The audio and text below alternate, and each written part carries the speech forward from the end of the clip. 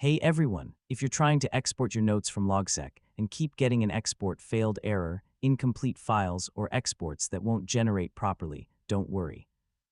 In this video, I'll show you how to fix the most common Logseq export problems in 2026. First, make sure you're using the latest version of Logseq. Updates often include bug fixes and improvements that can resolve export-related issues.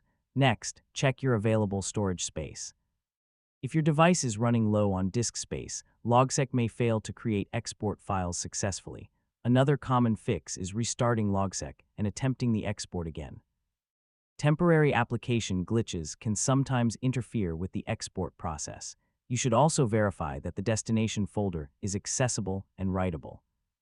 Permission issues can prevent Logseq from saving exported files. If you're exporting a very large graph, be patient and allow extra time for the process to complete.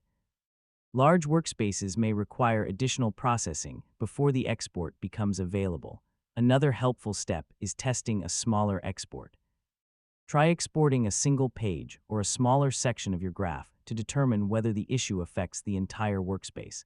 And that's how to fix Logseq export failed errors in 2026. In most cases, updating Logseq, checking permissions, verifying storage space, and disabling problematic plugins will solve the issue. Thanks for watching, and I'll see you in the next tutorial.